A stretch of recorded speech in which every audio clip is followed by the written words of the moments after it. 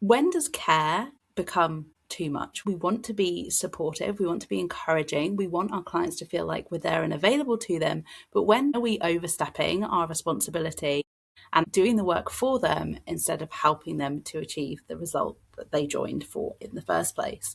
One of my clients, Kerry, offered unlimited content reviews to the clients in her group program.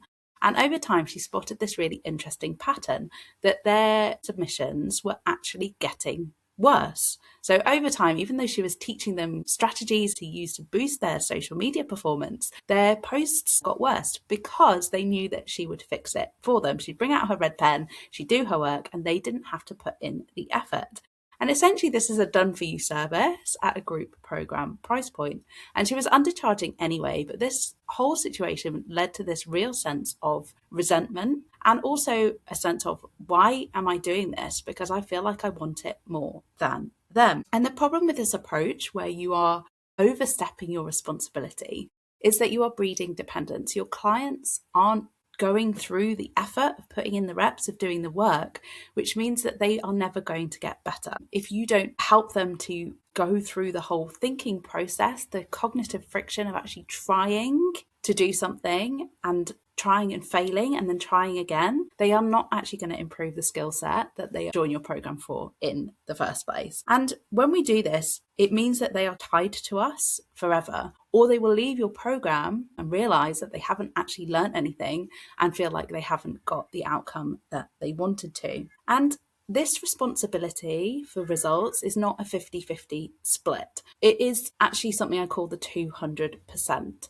So there's two people with 100% responsibility for their side of the bargain. So there's the client side and the creator side. Each of you has 100% responsibility.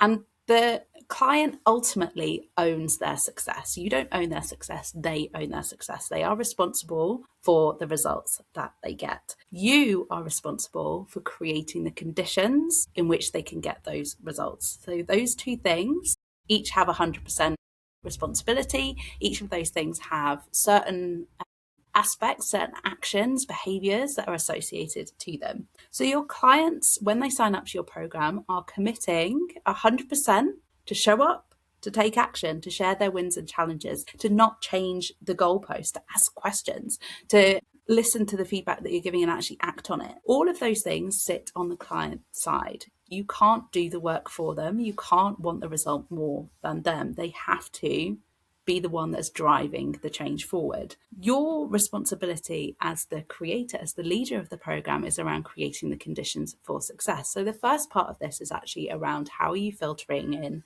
ready for success clients. So clients who believe that the result is possible for them, clients who actually want the outcome that you're promising, clients who have the right foundations, and clients who are aligned to your process, to your values and the way that you do things. So that's the first responsibility, is actually, are you filtering in the people who are ready to succeed and actively rejecting people who are not? And in the Beyond the Promise research, I found that fewer than 10% of group program sales pages actually actively say who the program is for, down to a foundational level of, this is the amount of time it's going to take, these are the skills you need in place, these are the resources that you need. And if we're not defining that actively, that ready for success client actively, we are failing in our responsibility of creating the conditions for success. So that's the first thing. Then we want to make sure that our onboarding is designed to build belief, and it sets really clear expectations and boundaries of how the program is going to run.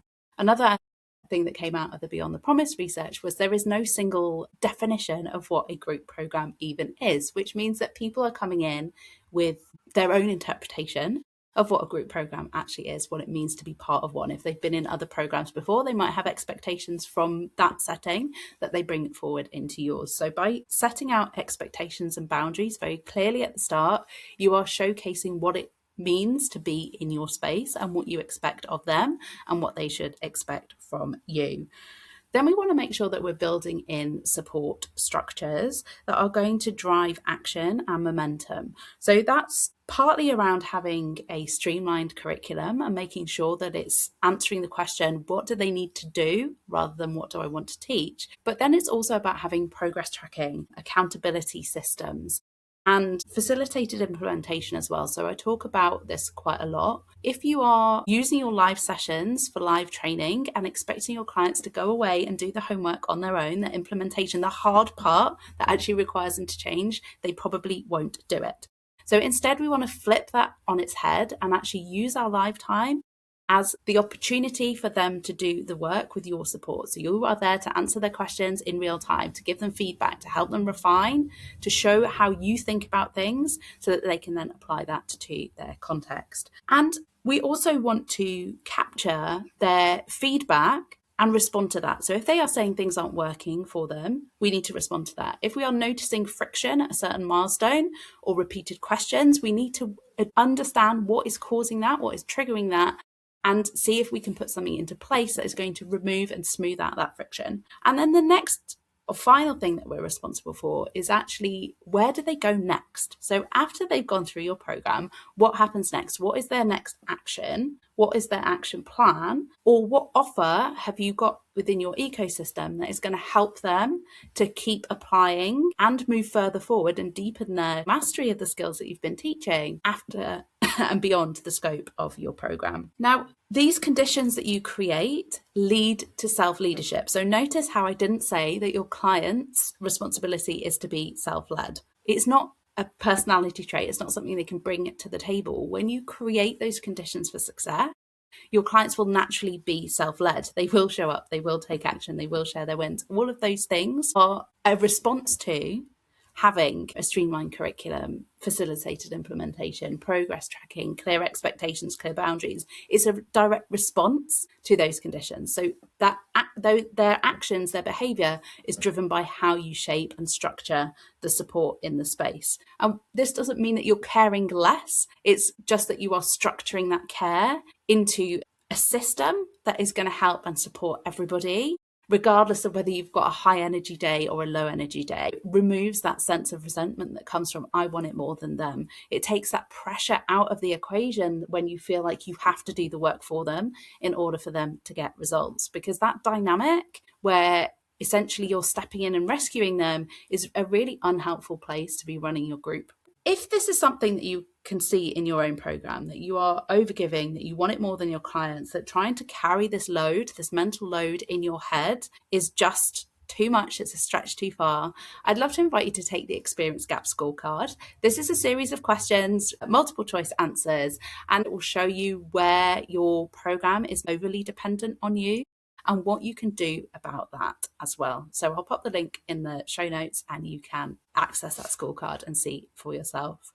So the primary thing I want you to take away is that you are not responsible for their results. You are responsible for creating the conditions that allow them to achieve those outcomes. I'll see you next time.